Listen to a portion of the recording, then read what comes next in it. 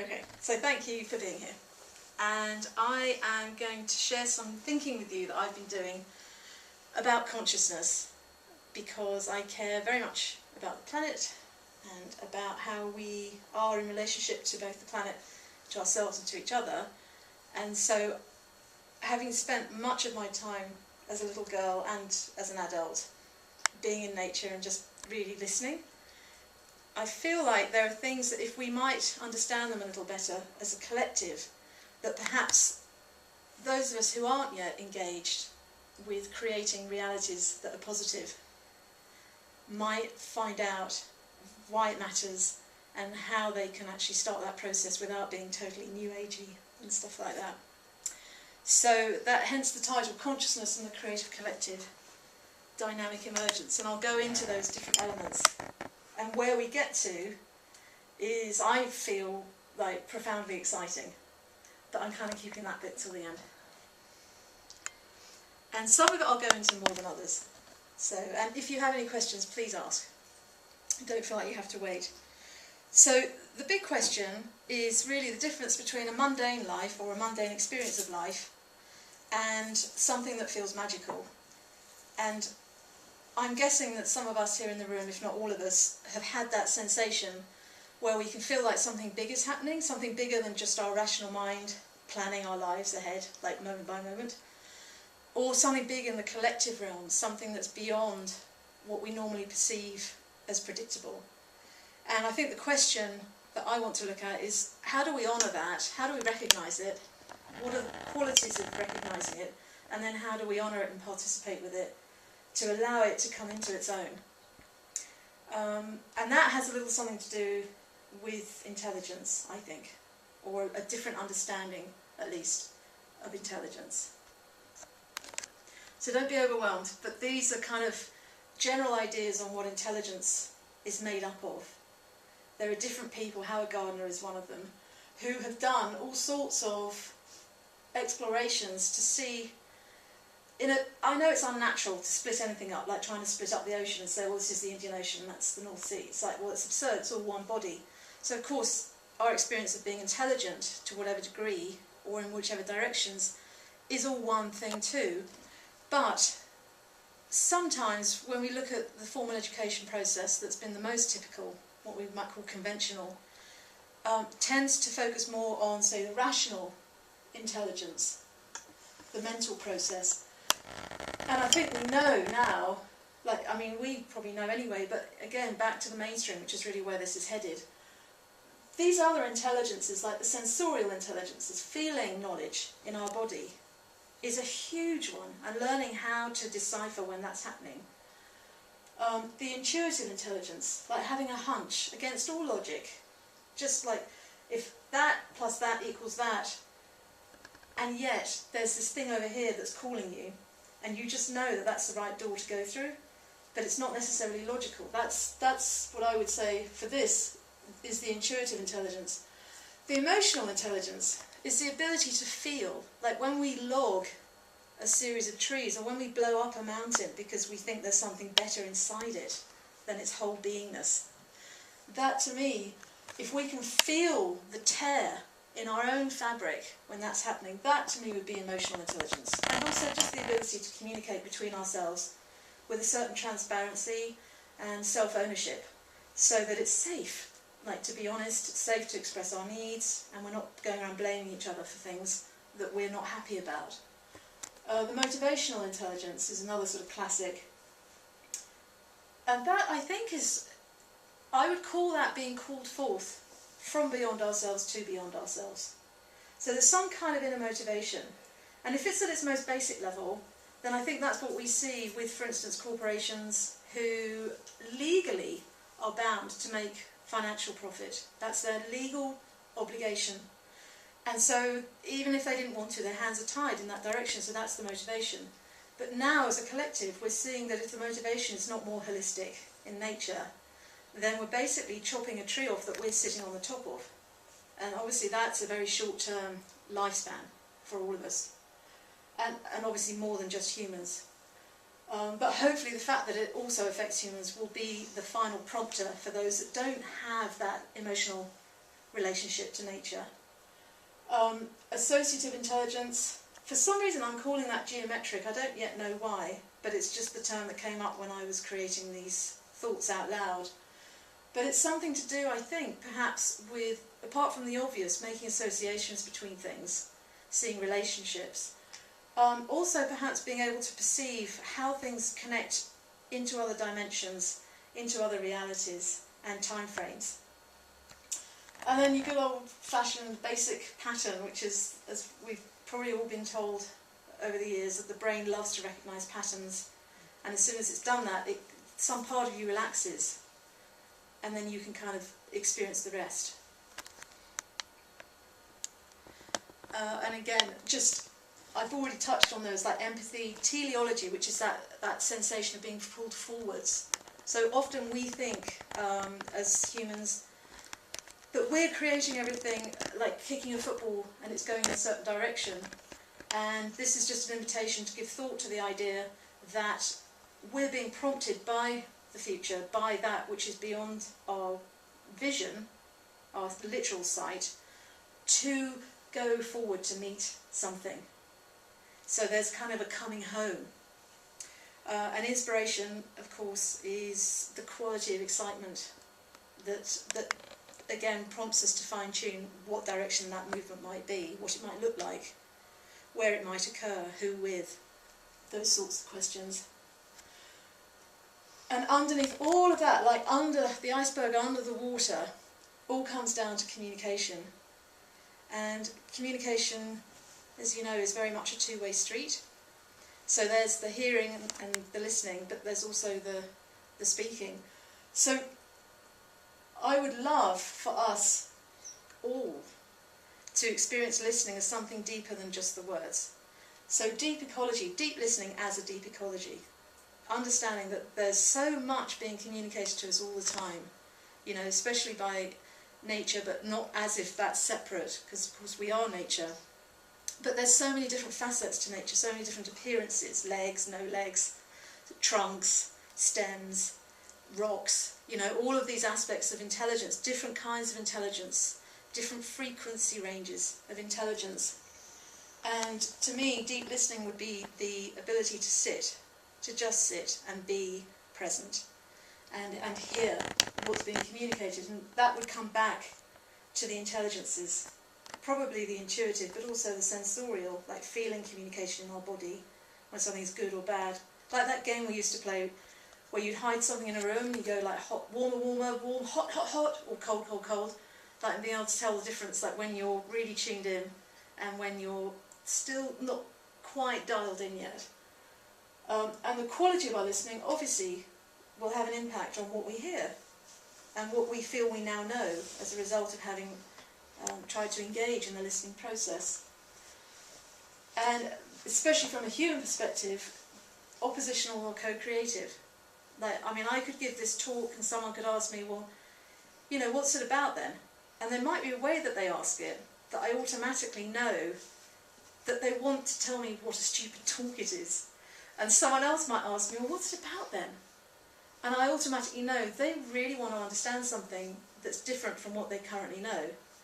So we can ask questions in a way that's either more confrontive and shuts down potential, and this kind of leads into the whole aspect of how do we have a creative environment, or something where we're genuinely aware that we don't know everything, or we don't know everything yet, and hopefully yet will probably be an infinite period of time, because to me that curiosity is what keeps us engaged.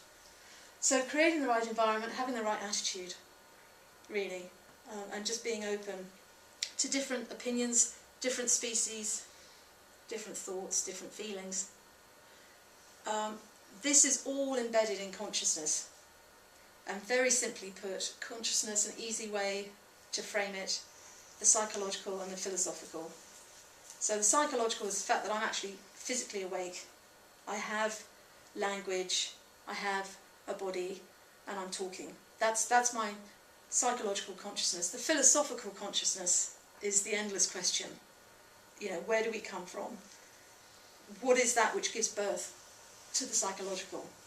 And that's not what we're going to spend our time on right now, but these this is the larger fabric from which all of this arises for me.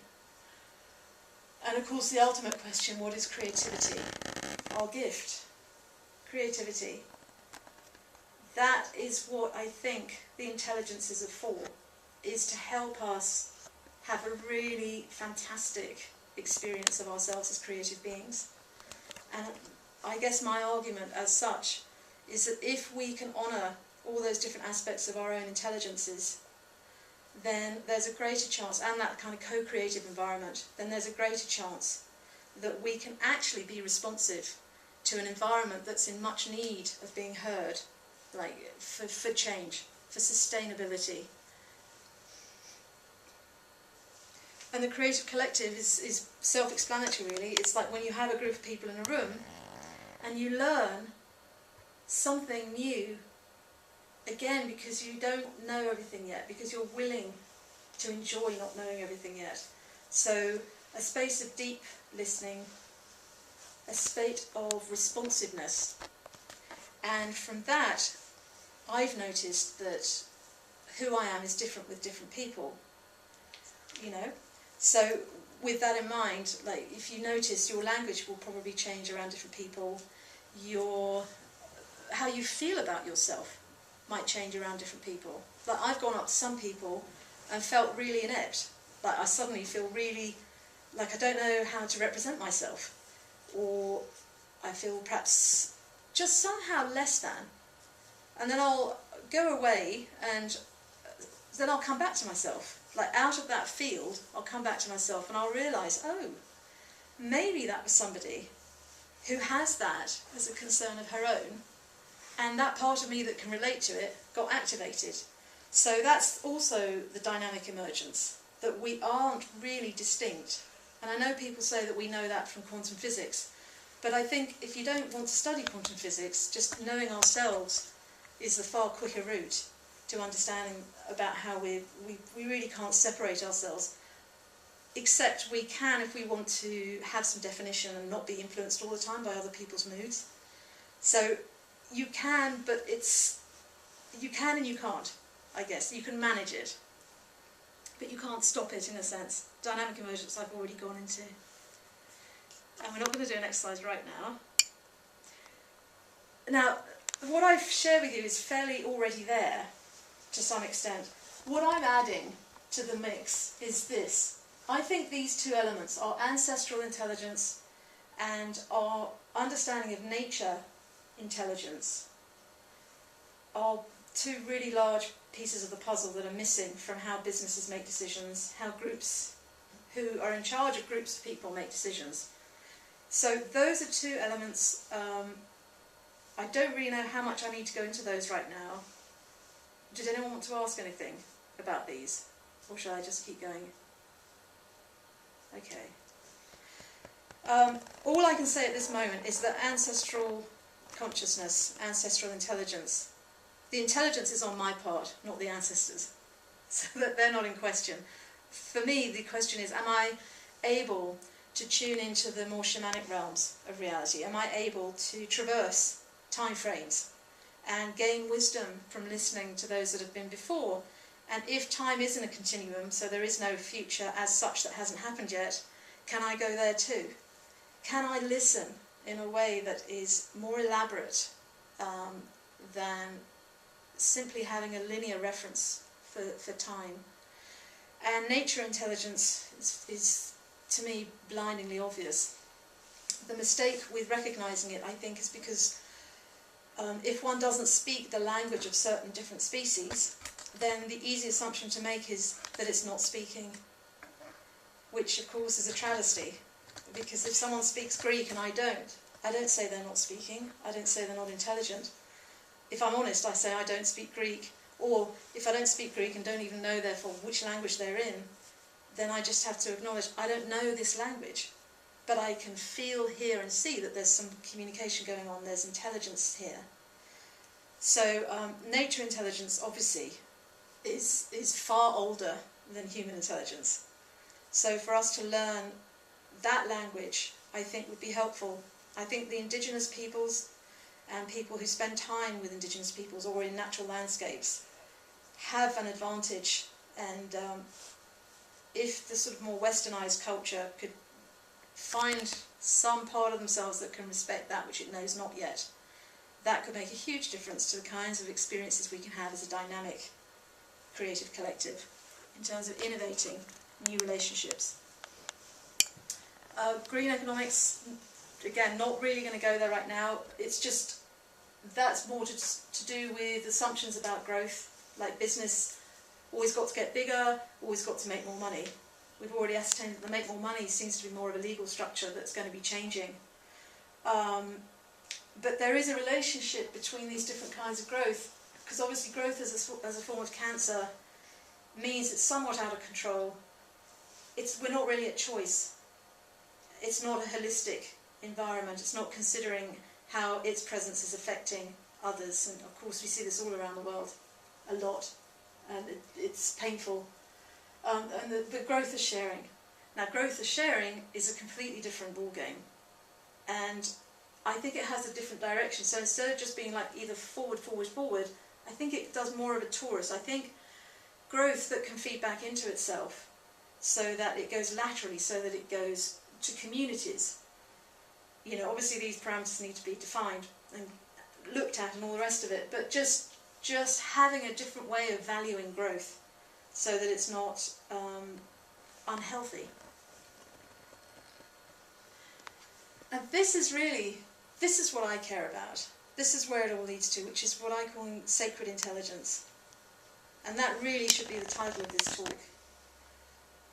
Because I feel blessed to be able to both awake and asleep feel in awe of this world, to feel in awe of the fact that I'm in it and capable of having awe. And I feel the pain of separation when I watch how people behave who seem to not be living that kind of connection, and how much rejection goes on the emotional level, how much rationality is used as a way to justify a disconnect emotionally.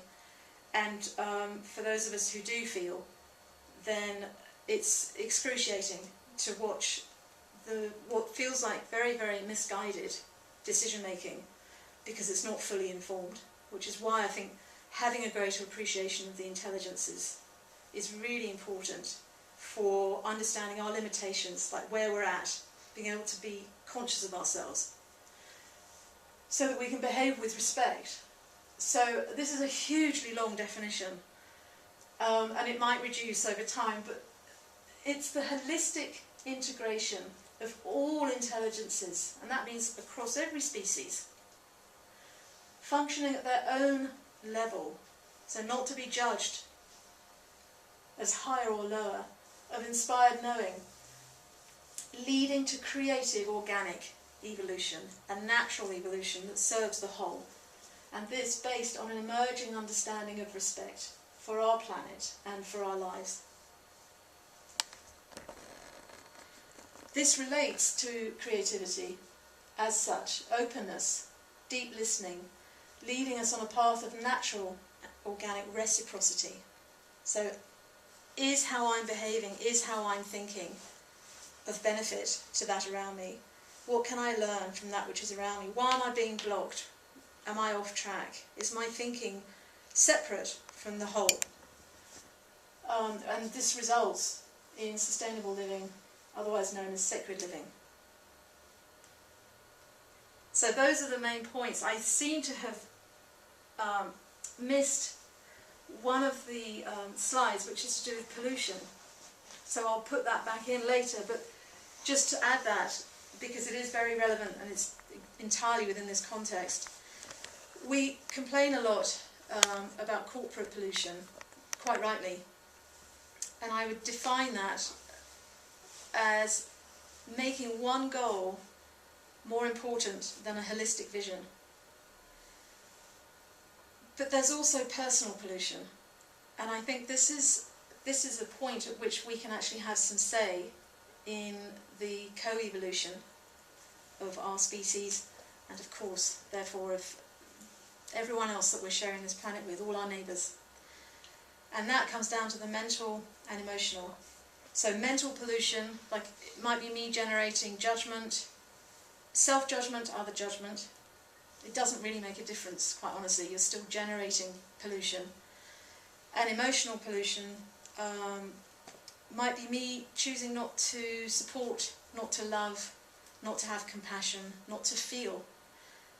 And sending out a vibe that's anything but supportive, basically. And it's something as humans we're so fallible to that. It's, I think, one of the hardest things is to put ourselves at the centre. If we're going to judge anything, to put ourselves at the centre, but with compassion and big eyes, and have a look and see, well, what's going on? Where am I not meeting a need of my own? That I can feel this sort of toxic quality emanating from me and creating separation between me and another, whether it's a tree, a human, a plant. It could be anything, but it's all consciousness. So that's actually it. That is the talk about our potential for dynamic emergence, our potential to be a creative collective, and our reward, which would be an experience of the sacred in an everyday life, which means that it will never be mundane again. So that's it. Thank you very much. Thank you. That's it. Do you want questions? Oh, please, yes. I just did that on camera. I can keep this running. Yeah, we can always edit out my squirms, nose picking and so on. Does that prompt anything? Does it relate to anything in your lives?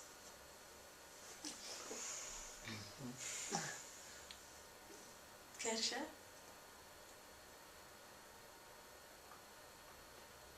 The bit that touches me most is when you talk about sacred intelligence. Mm. I think that's the key. That was what I got when you talked about it on Sunday. Yeah. And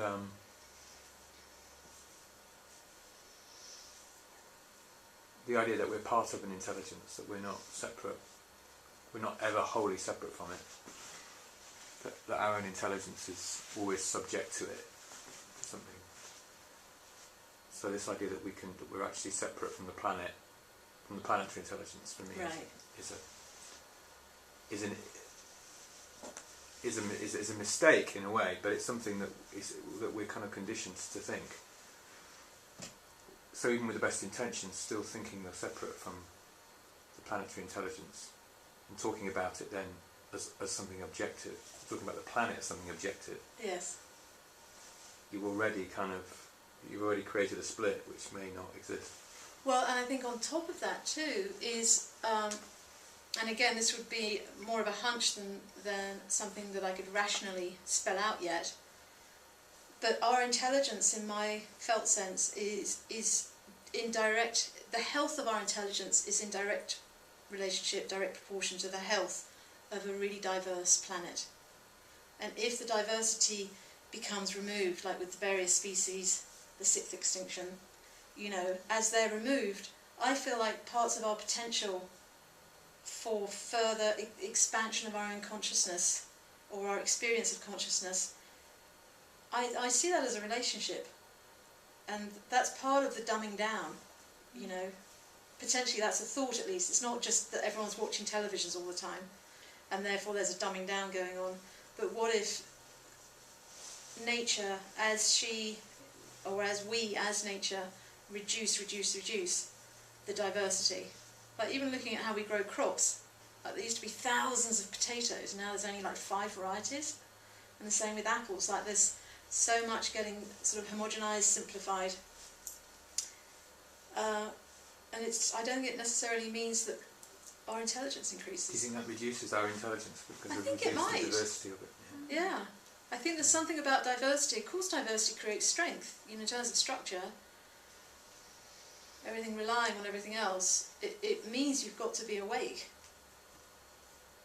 So to just replace that natural organic diversity with bioproducts, like bioengineered food or plants or cows, God knows what, humans next. It's just replication at that point, it's not innovation. that was something I realised recently when I was just thinking about systems theory, and one of the keys to the basis of systems theory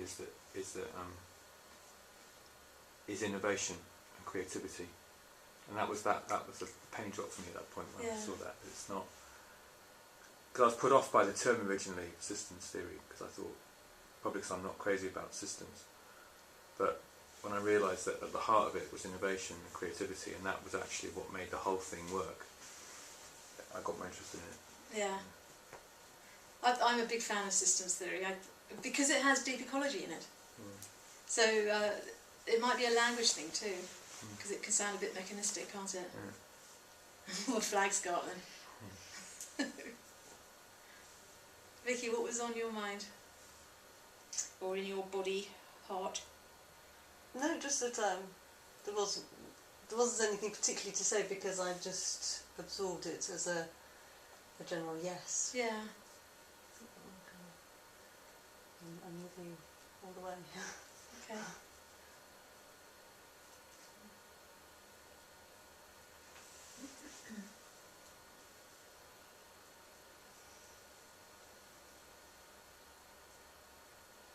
I guess my audience as such, my intended audience, is not necessarily us, because I know I'm talking to peers here. So the intended audience is really for people who don't have years of time spent reading spiritual books, or studying spirituality, or studying shamanism, or spending time in rainforests, who perhaps live a very 9-to-5 life, but still there's some crack open there where there's a sense that there might be a deep longing, that there is another way to approach this that might be slightly more left-brained in character, but that leads into the vastness. And language within that environment is actually a really helpful tool. Like, if we were doing our own thing, it would just be music, or meditating, or something that's more body-based, more esoteric, because that's what we already know. But as we are all different, then I think from a structural perspective, it feels exciting to me to at least try and bring a new use of language into the forum of decision making. It strikes me that this might work well in any of those settings that I think you're talking about with those people, if it was contextualised within some kind of experiential piece, like using music and sound, so that there was a bit like we're doing today in a way, so that there was a context for it. That's a really good idea, exactly. So they weren't just getting it with their head, maybe you frame it either side of an experience with some music or toning that's participative. Yeah, good idea. Someone else said I should have pictures in my slide. So I don't really know if that's necessary. I guess it doesn't hurt. I think brevity is good, personally. Yeah. Especially when you've got a lot of concepts like that. Yes, there's quite a lot in there. It made me think of something and I've already forgotten what it was.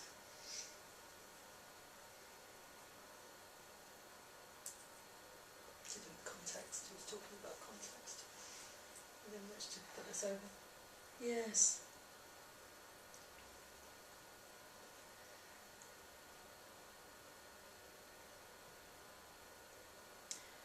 Oh, thank you. Polly Higgins. Polly Higgins is, I think she's Scottish, and she's a lawyer. And on September 30th of this year, they're doing a trial, a real/mock trial at the Supreme Court for ecocide. And I'm so excited about it. Yeah. And it's actually a twofold law that she wants to bring into being.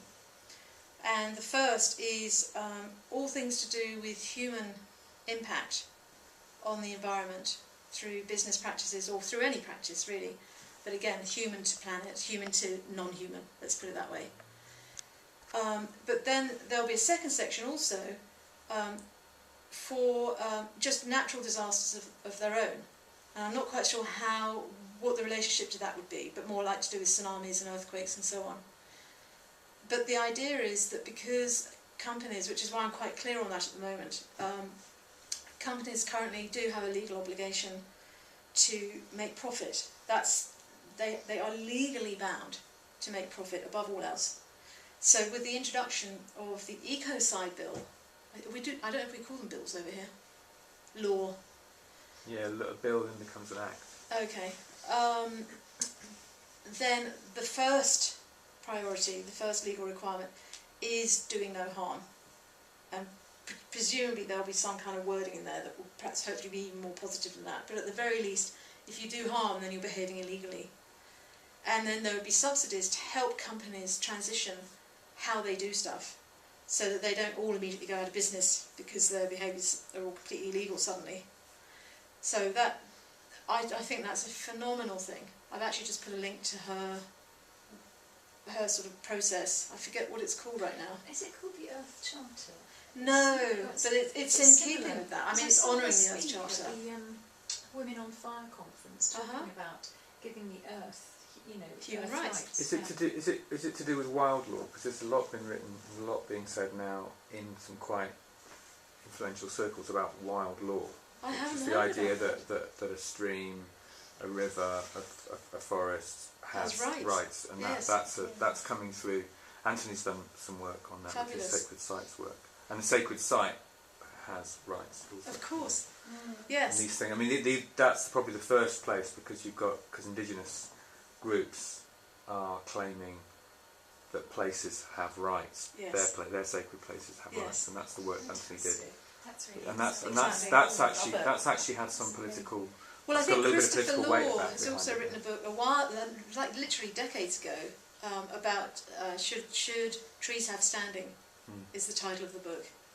So Polly has really taken that to the next level by bringing it into the legislature forum, and it's going to be streamed. The whole thing's going to be streamed, so you can watch it. And it's real judges, real jury, real everything.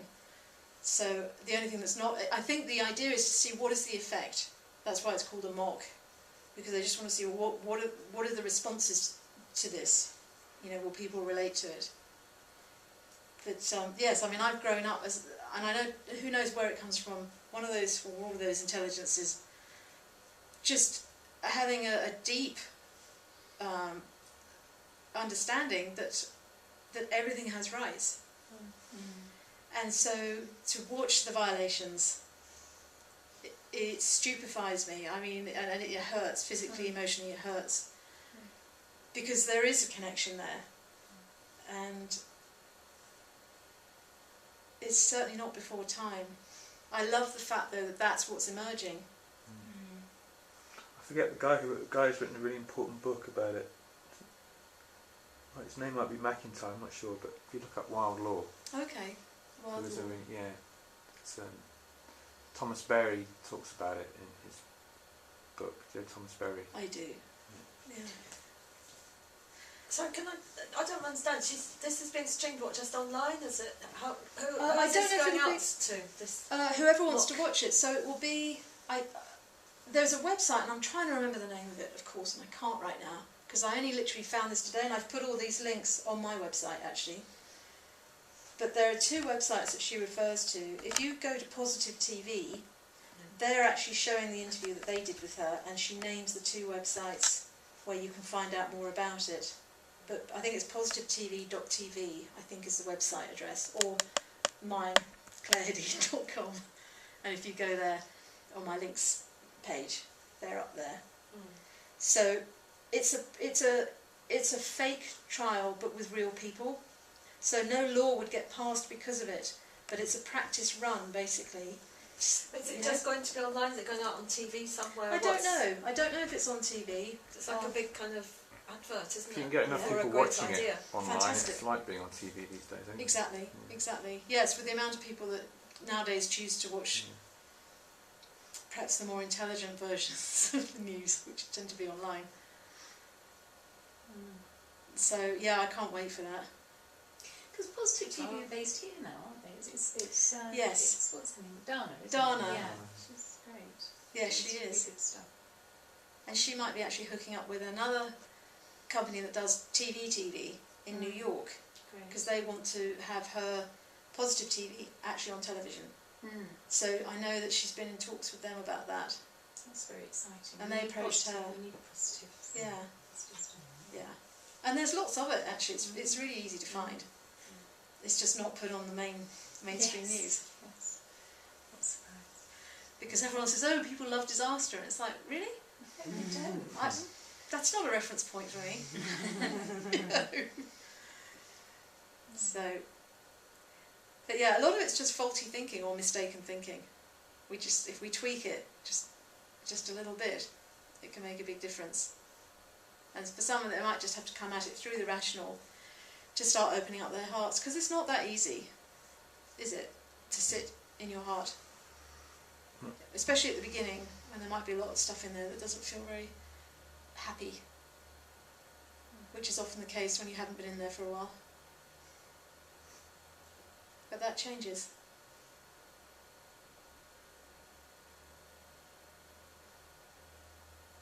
It's really nice for me to have a chance to put this out there, because doesn't this feel even more like whole than when I did it on Sunday? At least Yeah, it it's does slightly for different. me. Yeah. It feels more internalised. Yeah. Bizarre though, slides keep disappearing. Yeah, have you to lost look a at that. couple. You lost a couple on Sunday. I different did. Ones. Of course, one part of me goes, oh well, they're obviously not meant to be there, and it's like, yeah, or it could just be a mistake. All right. Thanks. Thank Claire. you. Oh, Great. thank you.